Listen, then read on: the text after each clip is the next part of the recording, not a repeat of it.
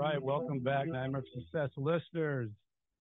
I want to give a big shout out to all you listeners out there because I just got an alert this week that you listeners have put this program in the top 1.5% of all podcasts out there globally. That is so exciting because this is something I love doing. And I love all the feedback I get from you guys and the follows and everything that you do and the reviews. It's just all great. So thank you very much. I am you guys come here for, what happens when your worst fear becomes your reality? How do you adapt, survive, overcome, set yourself free? What do you make of your second chance? I've got a guy here that, man, has he made something of his second chance. I heard him the other night, Jeff Grant's white collar support group. And I thought, man, I just got to get a hold of Glenn and get him on here somehow. And he was nice enough to make time to do it. Glenn was released from prison in 2000. And for over 2 decades, Glenn has successfully founded and directed a handful of national organizations in the nonprofit sector, raising over $43 million in that sector. It's unbelievable. He's launched both Gym Real Estate and Gym Trainers. It's a multi-state real estate investment company and a successful nonprofit called, what am I reading here? It's a consulting firm to help nonprofits do what they need to do better. And he's the founder and the president. He served as the founder and president of JustLeadershipUSA, and it was all about giving people in their community a voice, showing them how to do it. And it was dedicated to cutting down the U.S. correctional population by the year 2030. I love this quote that he has. People closest to the problem are closest to the solution, but farthest from power and resources. And it's so true. And that's something that Glenn has taken that and put action to it to put those two closer together to make the power and resources closer to the people who can help solve the solution. He's got some impressive honors that he's gotten. One that really stuck out to me was in 2016, he got the Robert F. Kennedy Human Rights Award. The other thing that kind of stuck out to me, not everybody gets to go to the Oval Office and visit with the president, but Glenn did. In 2015, he was invited to the White House with President Obama to talk about criminal justice reform. And he's got a story about that too. So I can't wait to unpack all this. Yeah, it's just exciting to have somebody on here that's done what he's done and can share it with us. Before we get on in all that, I want to recognize our show sponsor here, Auto Plaza Direct. Who likes spending a couple of weekends walking the car lots, looking for a car. Then you spend 4 or 5 hours in the dealership to buy a car. It's kind of like a trip to the dentist. Well, there's a better way to take away all that pain and hassle of getting a car. It's called Auto Plaza Direct. They're your personal car concierge. Just tell them the car you want, what you can pay, and they'll go find that car for you. They'll negotiate your best price. They also offer you warranties and financing. It's all full service. Go to autoplazadirect.com. to get started with your personal car concierge, the new hassle-free way, the car buying experience you deserve. Auto Plaza Direct. Tell them Brent from Nightmare Success sent you. Glenn Martin, welcome in, my man. Thanks for being here. Hey, Brent, I'm glad to be here. I'm excited about this. The other thing I didn't say that I thought was really interesting, because I want to go back into to early Glenn, but you are from a son of a retired police officer. Is that right? I am not just a police officer, a chief of police. Yes, my dad was a chief of police. My older brother grew up to be a federal correction officer and then a U.S. Marshal. All of that makes for really interesting Thanksgiving holiday conversations. Well, let's go back, because I know some of your story is when you were really young, like 16 years old, you ended up in Rikers and you got stabbed a few times. But what was going on before that? Yeah, what was going on with Glenn before that happened? I grew up in Brooklyn, Bedford-Stuyvesant, relatively tough neighborhood back then. We're talking about the late 70s, early 80s. Single parent, ultimately, mom at work most of the time, just trying to make ends meet. And, the streets were calling, and young people, going to get in trouble. And so every time she left to go to work, I left to go hang out in the streets. And found myself on 34th Street in Manhattan at Macy's. Everyone will notice Macy's from Miracle on 34th Street. And was there to shoplift, allegedly. And walked out without anything, actually, but was grabbed by security and arrested for attempted shoplifting and sent to court in New York. And back then, actually, until about 8 years ago, 16-year-olds were charged as adults in New York, one of the most progressive, arguably one of the most progressive states in the country. We treated 16-year-olds as adults until 8 years ago. And so I went in front of a judge, and I remember him looking down at me from on high in his robe and peeking over his Tommy Hilfiger glasses and saying to me, "I'm going to send you to Rikers with $1,500 bail to teach you a lesson." Taught me a lesson, all right. First of all, if you know anything about Rikers, predator or prey, that's your two choices. It is a very intimidating and very sort of insidious jail, one of the worst in the United States. And I was only supposed to be there for 3 days. So 3 days later, I'm on my way back to court. And sure enough, a guy approaches me and says, "Give me your jacket." And that really is your moment to decide whether you're going to survive. And we got into a fight. And before you knew it, 4 guys were on top of me. And one of them was stabbing me with a pen that was melted into a shank. But to answer your question more squarely, I'd say before that, it was really, lack of a dad in the home and looking toward the streets to help raise me. And, the streets doesn't really do a good job of parenting. What was your dad's reaction to that? Because him being in the position he was, and then he's got a son that at a young age, teenager, gets into trouble. How does that go down in the house? Yeah, like most people who've been in the military and then in law enforcement, my dad was relatively conservative, politically conservative and otherwise. So the idea of having a son who got in trouble, his way of dealing with that as someone in a position of authority professionally was to just come down on me really, really hard, and to use the sort of shame tool to try to get me to do the right thing. People don't really respond well to toxic shame. Definitely 16-year-olds don't. So I think, he probably should have done the opposite. But I would argue that the whole criminal justice system should have done the opposite. Like those are opportunities to lean in and help 16-year-olds realize that they're on the wrong path and that they have the capacity to do something else.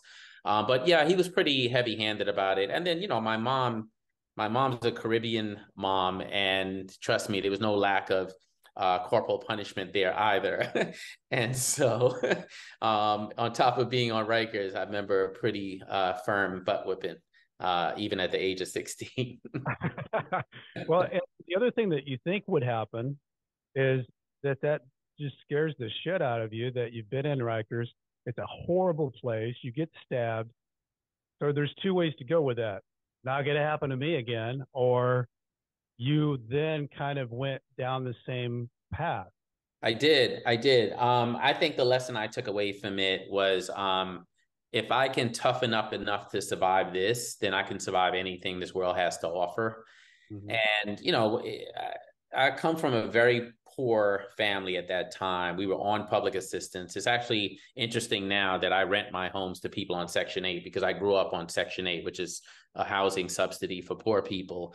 And I just remember, first of all, if you're poor, $1,500 bail might as well be $15 million bail. But I also recognized that at that time, I was trying to escape poverty by any means necessary. And the neighborhood I grew up in, things that other people saw as opportunity, I didn't. And the things I saw as opportunity, now as an adult and someone who's much smarter, I see that those were sort of the road to hell, if you will. But at the time in the community I grew up in, shoplifting seemed like an opportunity, much more than going to college. I didn't know many people who went to college, and the ones who did never came back. My older brother went into the military, did well, but whether he meant it or not, he did not want to come back. Yeah. So you go in and out of these situations, and was it at age 24 that you got the big hit? Yeah. So, when you're out in the street, you're getting in trouble, you go in and out of the criminal justice system and you get a bunch of get out of jail free cards, right? They don't have enough evidence or you didn't really do it. sometimes you find yourself there for things you did. Sometimes you find yourself there for things you didn't do. But then there's always that moment where you get nailed for something you actually did. And my first offer was 20 to 40 for armed robbery years later. So I went from shoplifting to street robbery to robbing jewelry stores. And 8 years later, found myself under arrest for multiple robberies, about 120 counts. And the first offer was 20 to 40. So yeah, I graduated quickly, and I went from things that would get me a year or two on probation to literally an offer to not go to trial if I took 20 to 40. So what happens? Well, thank God I was robbing jewelry stores because I had a little bit of money. And if you know anything about our criminal justice system, money buys you a little bit of justice, not enough, but some.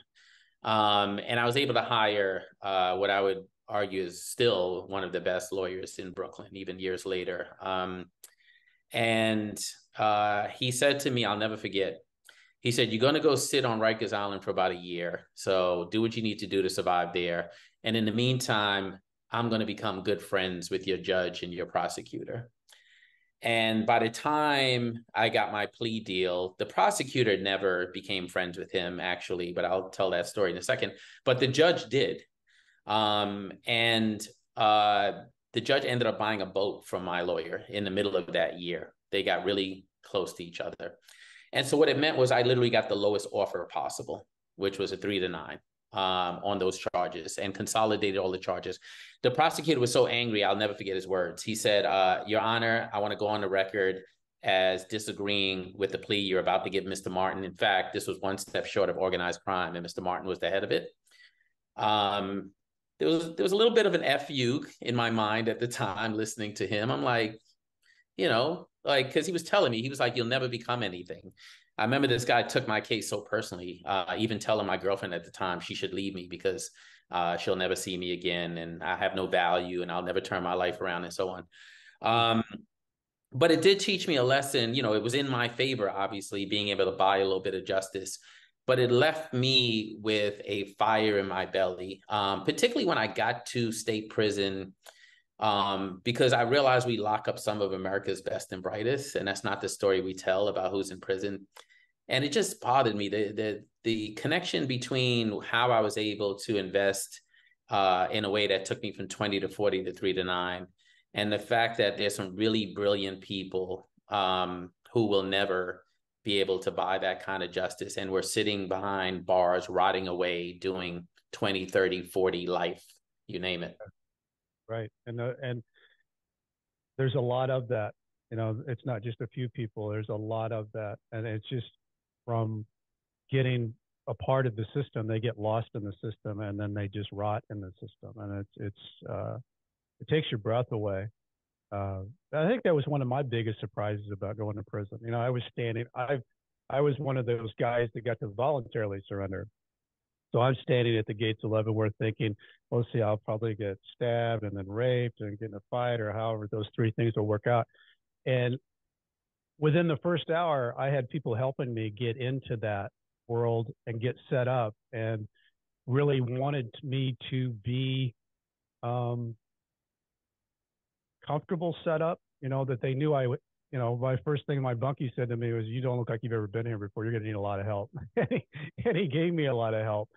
So I think that was one of my biggest surprises. With you going in, Glenn, because you've kind of been through some of it, this was a longer stay.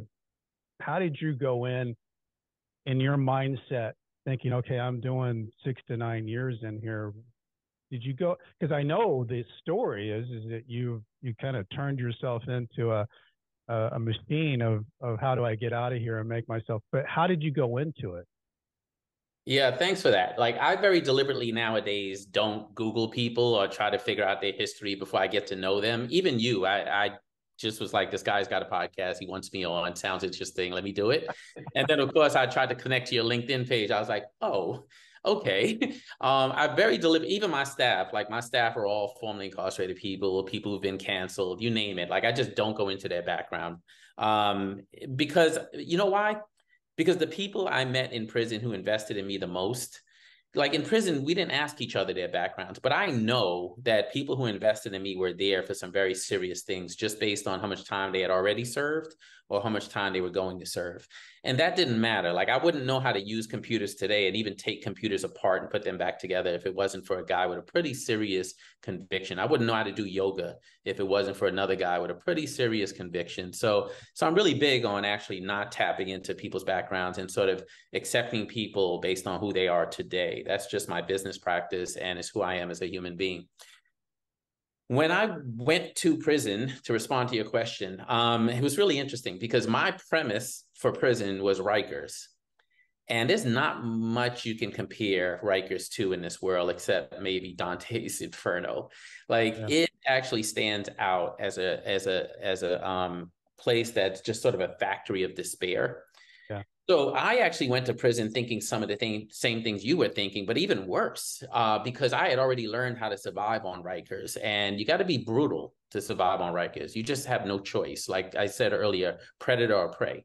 So I'm going into state prison, yes, thinking about all the things you were thinking about, because if you've never been to prison, then everything you know about prison is what you've seen on television. Right. You know, same thing for a Black man. So I'm going into prison thinking all that. But I'm also thinking, oh, I know how to survive here. And I get into the prison and we pass the area where people cook, where the microwave is and so on. And this guy is opening a can of tuna fish.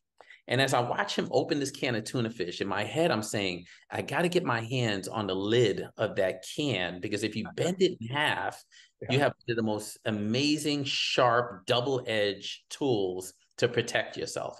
And I'm just looking at him and waiting for the moment where no one's paying attention so I could get close enough to him to get this can of tuna fish, the tuna fish top. And he takes it and he tosses it in the garbage and he makes a sandwich. And I'm like, where am I? Like, what's going on here? Because this is not Rikers, clearly. And, you know, I say all that to say, like, yeah, I came in thinking it was going to be pretty scary and there was going to be no way to survive. And I went out realizing, like, the one time I cried in prison was the day I was walking out alone.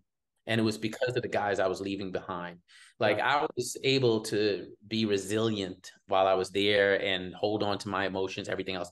When I was on that walkway alone leaving, it was actually one of the most jolting moments for me. And it was because I felt like I had made some really deep and important and meaningful relationships that I was leaving behind.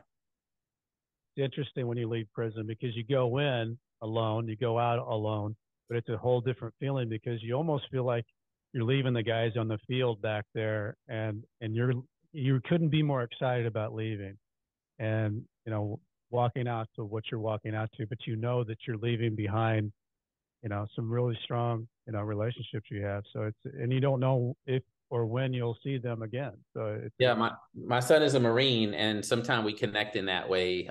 It's almost like leaving the battlefield when the war is not over. You get out, so you feel great and going home to my family and everything else, but you know that you're leaving people in the middle of what feels like a war, and that some of them will never come home. When you were in, Glenn, I know you got associate's degree and you started education in that.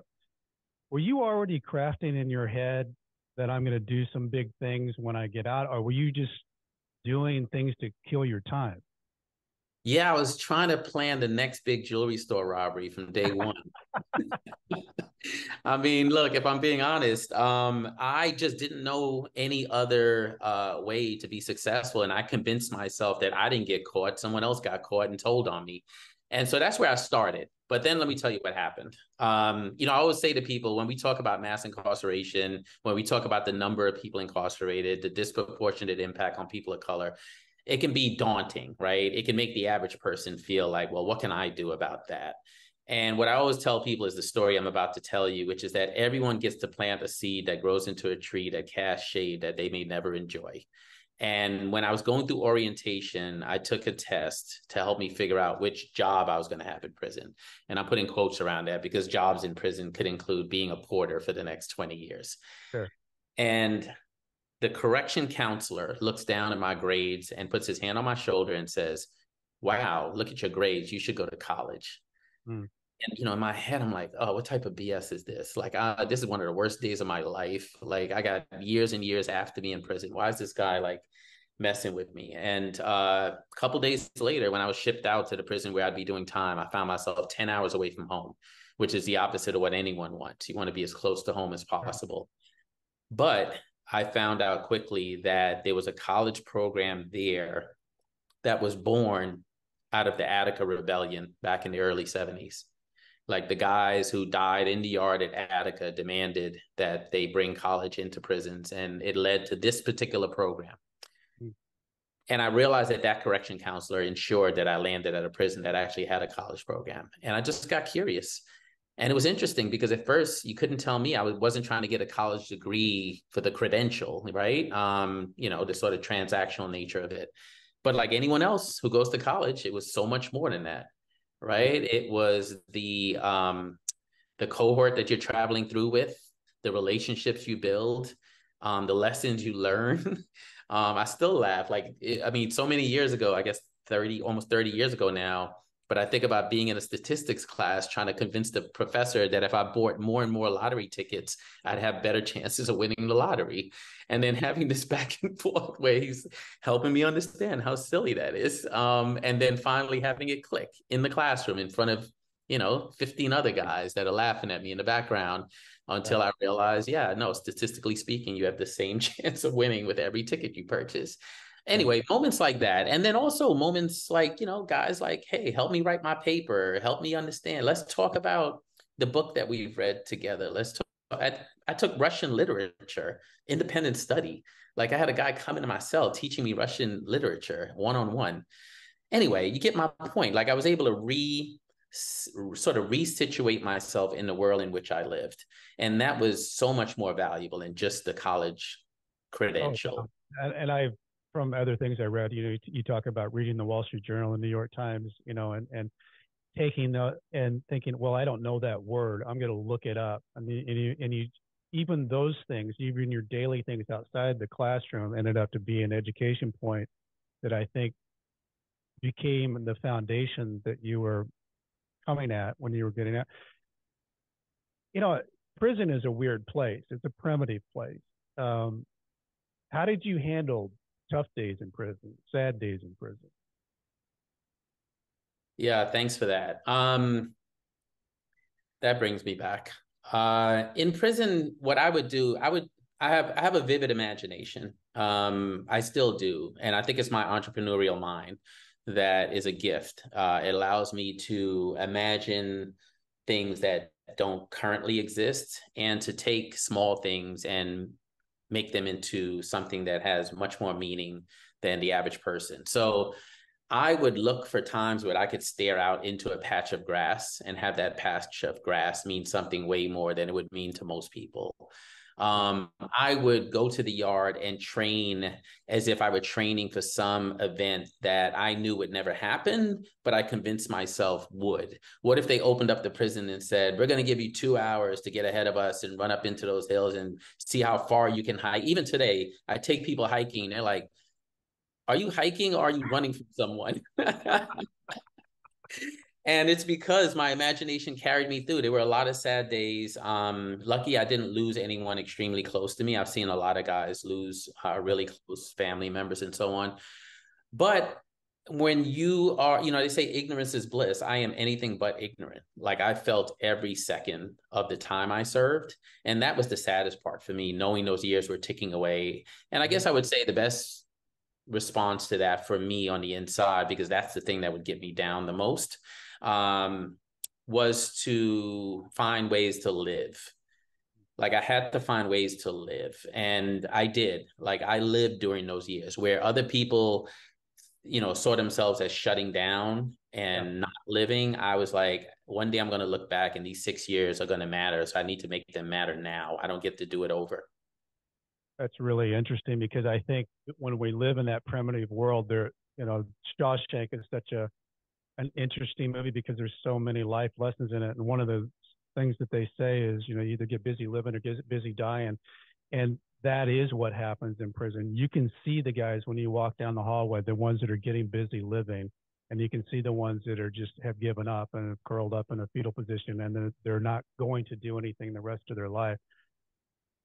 So you get to the point where you're getting close to getting out it's always a weird thing for a guy at that point because there's these things that you weren't thinking about, and all of a sudden you're getting close to the door and you start thinking about all those things. And I've seen guys catch other charges to stay in prison because they've gotten this institutionalized nature. I know what I got here, but I don't know what I got out there. So now that's scary. What were your feelings, Glenn, as you got close to the door? Yeah, let me talk about the piece about guys getting in trouble at the last minute for a second. Because when I found out I was getting out, of course, some people are happy for you, some people are jealous, and some people are both. And in my situation, it was no different. People were really happy for me, but there were other people who were feeling the pain of how much more time they had to do. And I remember, in prison, you trade for everything, right? Back then, you traded cigarettes. I'm sure you still trade food and whatever else, maybe your tablet, whatever you have. And, people borrow and then they pay back and everything else. So at any given point, people owe you stuff. And I had people owing me things. And I remember guys in the block saying, yeah, well, these guys owe you, so you need to go get that stuff. Even if you're not taking it with you, like you don't want to leave prison with people owing you because that's just going to be your reputation, period. And I can't believe I fell for that logic, even at the end of my bid.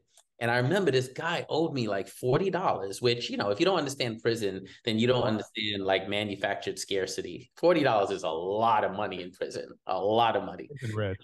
Yeah, exactly. Prison rich. And except the guy who owed me $40, like, was built like Thanos.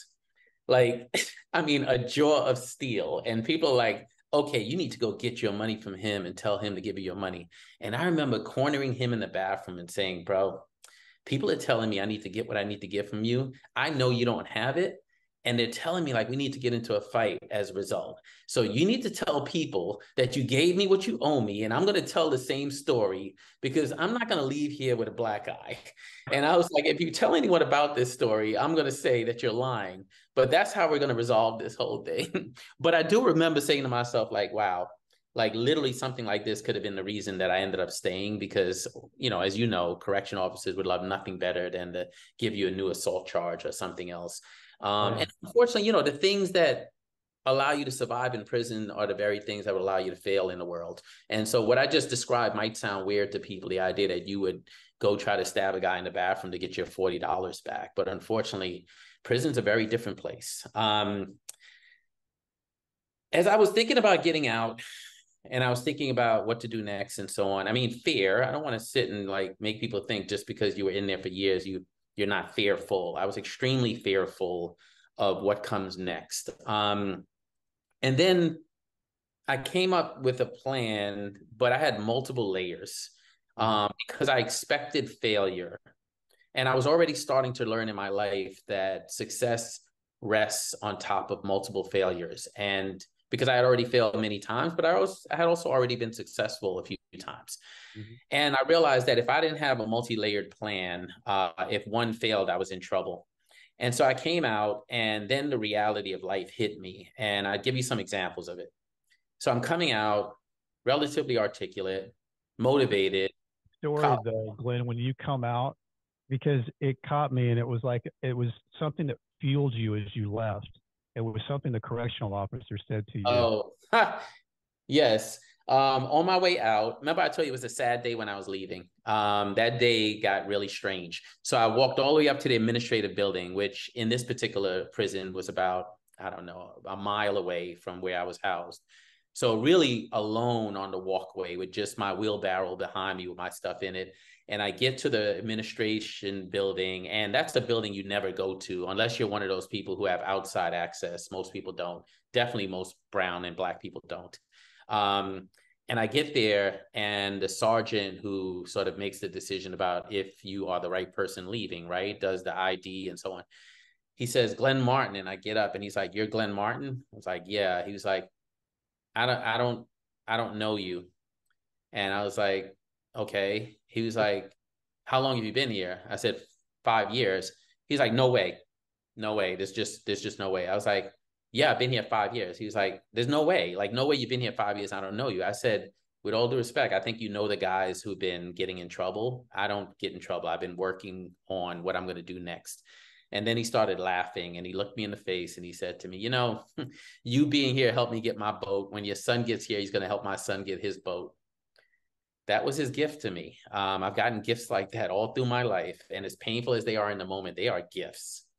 Because my son is a U.S. Marine who owns a number of businesses, has been to 22 countries in the last 3 years. His son is going to have to find another way to get a boat. Um, but it was a huge motivator. The truth is always a motivator for me, even when it's painful. I really prefer the sharp end of the axe. And so that was a moment where, you know, even if he was being malicious, he gave me a gift, even though he might not have realized it. And then I step out and I make my way back I'm from New York City. So you really got to think about this. So it's one thing to leave prison maybe and go back to a small town in the Midwest. Yeah. You leave prison, you go back to New York City and you land in Midtown. Mm-hmm. Think about it. You've been in a situation where no one's been moving fast for a long time. There's no cars moving fast. There's no red, yellow, green lights. There's no children on cell phone. Like, it was jarring, to say the least, and things that I just did not anticipate. So that's the first thing, sort of sensory overload, and that just sort of shutting me down. And then the next thing was looking for a job. Like, I thought I was one of the best people situated to go look for a job. I visited 50 employers in about 30 days and was turned down over and over based solely on the felony conviction. One guy finally said he was going to give me a shot to sell designer sunglasses. He was like, you're perfect. He was like, I need a person of color who's articulate, who's a salesperson. I think you can sell. I mean, I'm the guy who went out and raised $43 million in 4 years. I can sell. Yeah. And he called me that evening and said, hey, I did a background check. I didn't know about the conviction. Sorry. And I was just like so deflated. Yeah. Like you're getting hit again. Over and over, man, over and over. And I realized, I said to myself, wow, is this really set up for me to go back? Like, is this going to be, because after 6 years, I started again thinking, do I have to stick up a jewelry store? Is that what's going to get me out? I already started thinking that, and I don't want to BS people, but then I'll tell you the end of the story is great, which is I went to an organization run by a formerly incarcerated guy. He built it himself. It was a small organization. And this was 20-something years ago. So reentry wasn't a huge thing. Right. I didn't even understand what it meant to be a reentry organization. And he said to me, he said, you're me, I'm you 10 years ago. And he was like, I'm not going to allow you to fail. But he knew what that meant. Yeah. It wasn't just like, show up at my office every day and I'm going to help you find a job. It was, I'm coming to your house. And he came to my house every day for 2 weeks because he knew that I was already at the point in my reentry where I was feeling, you know, depressed, lonely, stressed. And that's part of what made it, man. I got to tell, I mean, the job was $16,000 a year answering the phone at a nonprofit. Yeah. I came out owing $83,000 in fines, fees, and restitution, 16 grand a year. But there's an amazing story beyond that.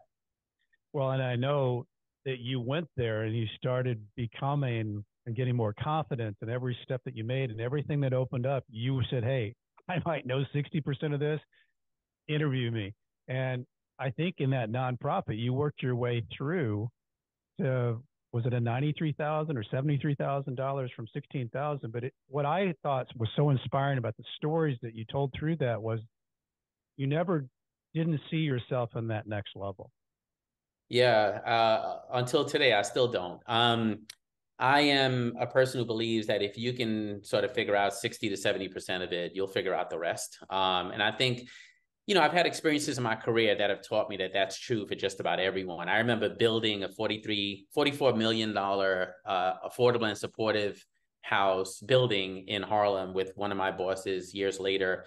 And she's a Harvard and Yale graduate, runs a large $30 million at the time budgeted nonprofit. And 5 years later, after we built it and broke ground and cut the ribbon and everything else, we looked up at the building and I said to her, I know you're smart. I know you built a nonprofit. I know you know, how did you figure this out? This was so complicated.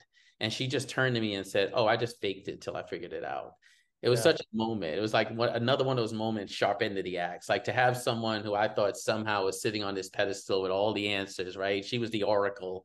She essentially said to me, yeah, I kind of just figured it out as I went along. So I've always been that kind of person that believes like, you know, if you can grasp some percentage of it, and most of life is about being able to manage other people and find Yeah. talented people and surround yourself by them and make them feel motivated to, move forward a vision with you.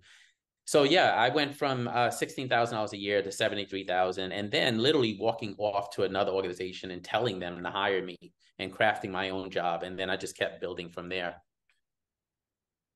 So and I know, I love the idea of 60% of because that means that you're taking action. And I think one of the biggest things out of anybody who listens to this, action is such a big deal, because if you're waiting for perfection, it's not going to happen. You're not going to conquer it. You're just going to have to figure it out as you go. And if you take action with it, you just get that much smarter, even if you get knocked down. And we've talked about that even before we got on. You get knocked down, you just have to figure out how to get back up. And the only reason why people get back up is because they have a reason to get back up.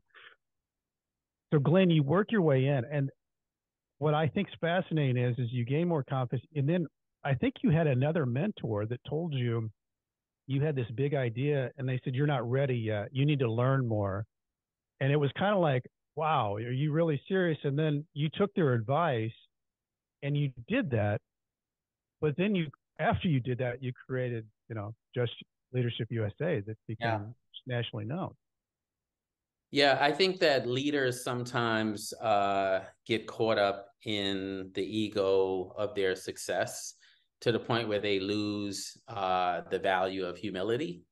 And so I've always tried to recognize that it is important how you show up when you have the ability to show up differently because you have power. Like I had enough power then to tell that woman to get out of my face and go try to build Just Leadership at the time. Yeah. But I also had enough humility to be like, this person is more successful than me, and there's a message here for me.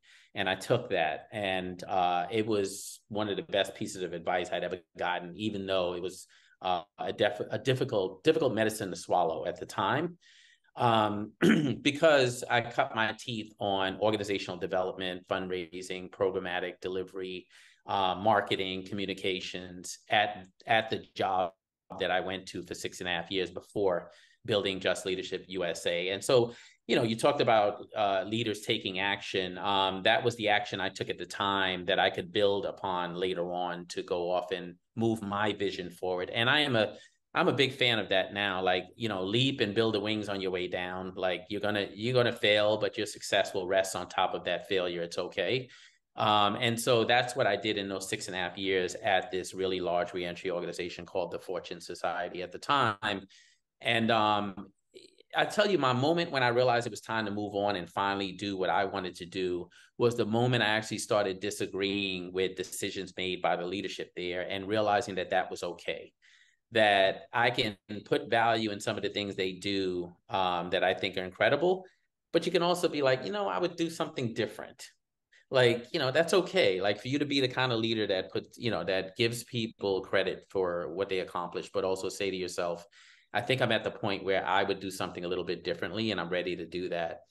And that's what I did. I actually resigned. I had a concept paper for what I wanted to do next. I knew I needed to be all in if I was going to build something. So I didn't wait to get a grant or anything else. I believed enough in the vision to take the risk of leaving.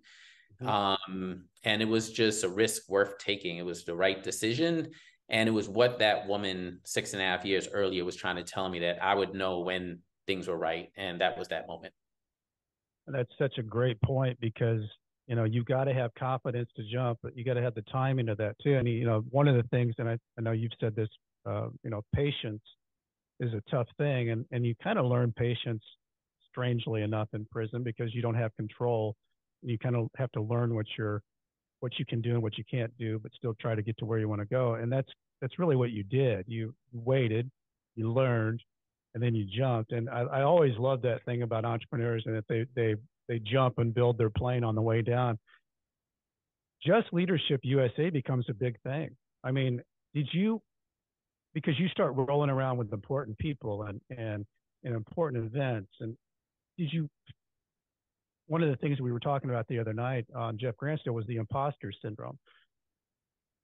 How did you have any of that in your head, that imposter syndrome? Like, am I even supposed to be at this event? All these fancy people are here and I'm the guy.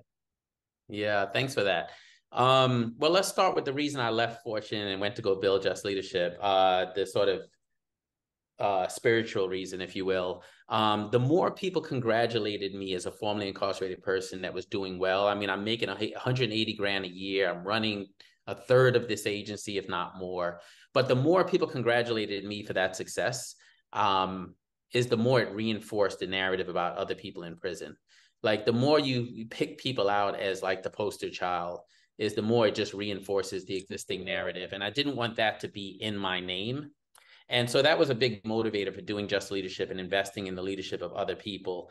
The reason Just Leadership felt natural and actually not as scary and not as intimidating, and I didn't feel as much being an imposter, is that the organization was built in response to gaps I saw in the world.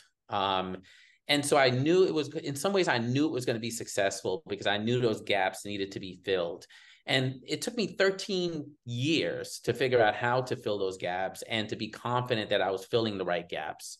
And so the organization structure, its programs, its discipline about what it is and what it isn't at the time when I was running it, is very much, that confidence came around the 13-year investment I made of being patient, paying attention, asking questions, learning from others, but then having the confidence to leap. The places where I'd come into feeling like an imposter was, if you know anything about nonprofits, you need to raise money. Like that is the fuel in the engine of even social entrepreneurship work. And I'd find myself in the homes of people who had bathrooms that were larger than my New York City apartment, and looking out across the reservoir in Central Park and having it look like a doormat because it's so close to the person's window. And I've never even seen a body of water in New York from that view. And then going to their dining room table and wondering why there were 6 forks and 5 spoons and 4 knives. And that was pretty darn intimidating. Those were the homes my mother worked in, taking care of those people when they got older and so on. So there was also that. It was kind of loaded for me that that I ended up in those homes, and I was there as a guest and not as a worker and not as a helper the way my mother was.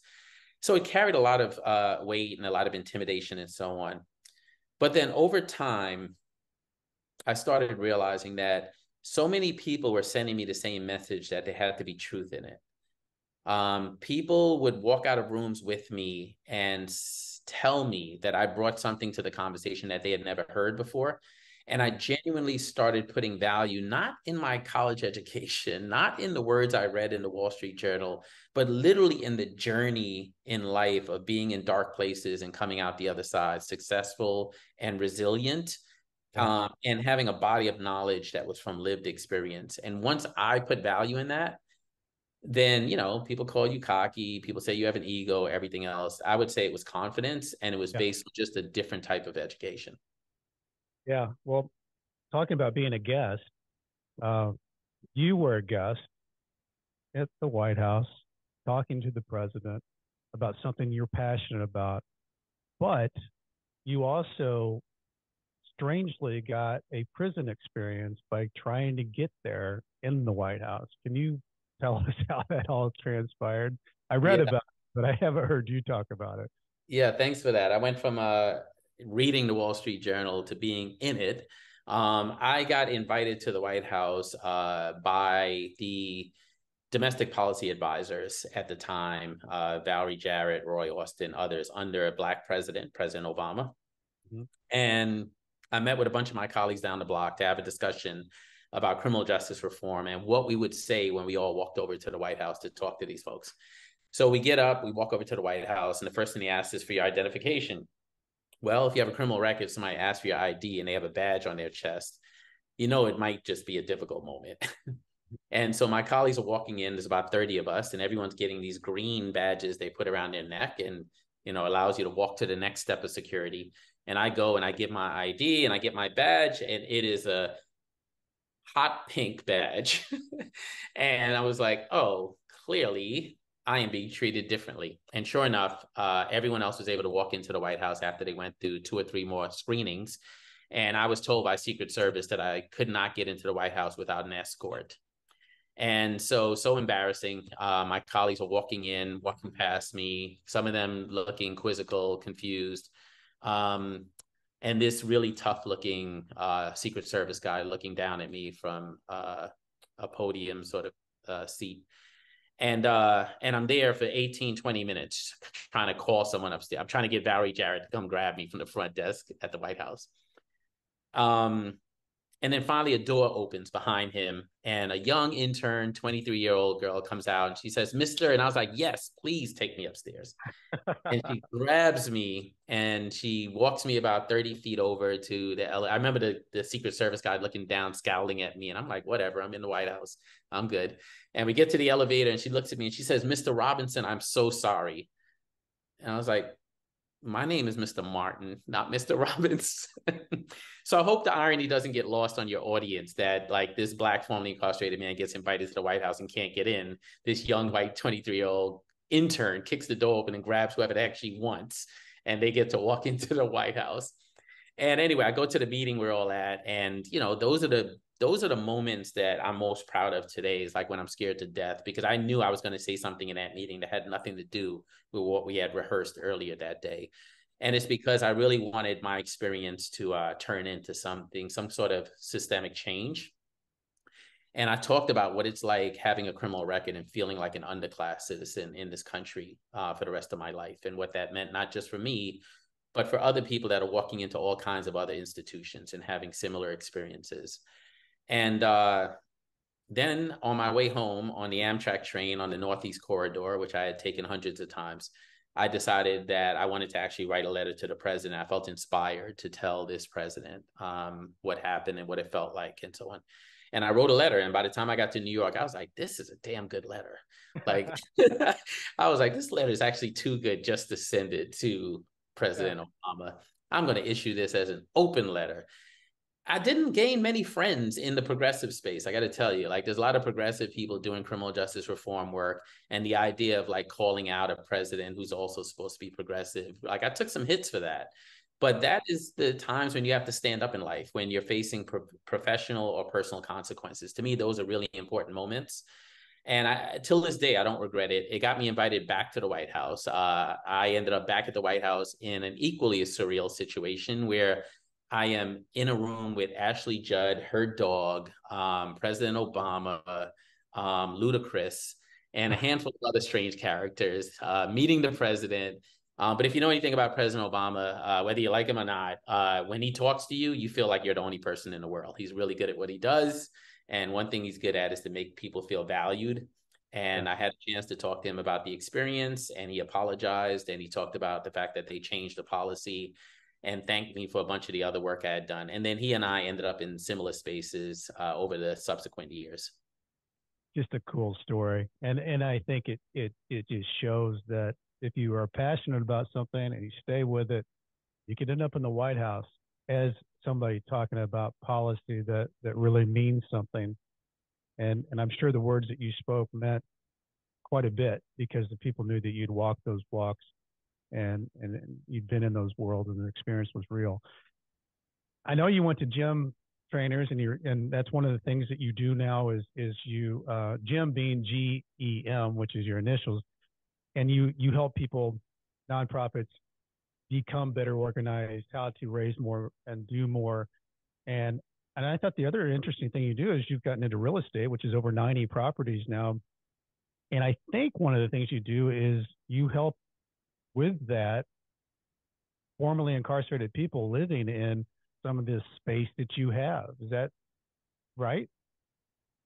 Yeah, look, I did not necessarily get into real estate to do more social justice work. I felt like that box was checked in, 17 years in nonprofit plus running a for-profit consultancy. I thought that box was checked.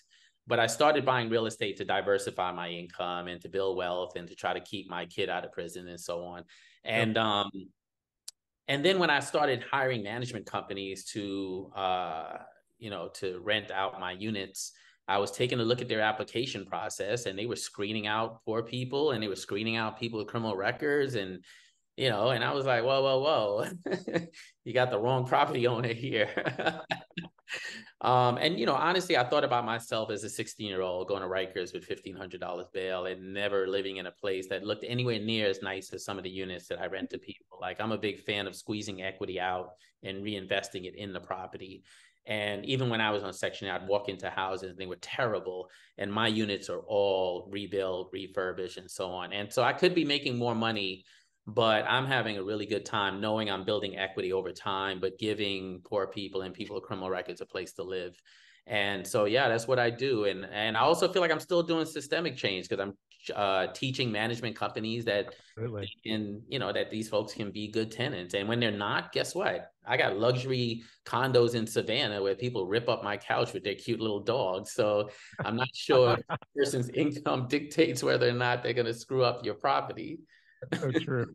So true. I know you've got a hard break here. And I want to, because I always ask people this question because it's your story and what you've done and where you are now, Glenn, is one of those stories that people will grab onto. But I'm curious, what do you think's your biggest takeaway through all this that you've been through? That when you find yourself in dark places, have faith. Keep putting one foot in front of the other. Take a look around to who's joining you in those darkest places. Those are going to be your lifelong supporters and friends. And realize that when you get out of the other side and you hit the light, and there's always light on the horizon, that you really went through something so that you can be the one to show up to hold someone else's hand later when they're in that dark place. Wow, that's good stuff. That's a great place to end it. Uh, if anybody wants to get a hold of you, Glenn, where do they go? Sure. They go to gemtrainers.com, or if you're on social media, at Glenn E. Martin on Twitter. Awesome. And if anybody's looking for a book out there, I've got one, Nightmare Success. Get it Barnes & Noble, Amazon. Love everybody's social media likes and reviews on Apple. Some about the reviews, they put everything on steroids. Keep doing that. That's such a great thing. I love it. BrentCassidy.com if you want to check me out, what's going on. As I used to say when I was writing my emails back and forth from prison, stay strong. I'll do the same. Glenn Martin, thank you, man. It was Thank great. you, Brett. Good to be here. Thanks again. Thanks, man.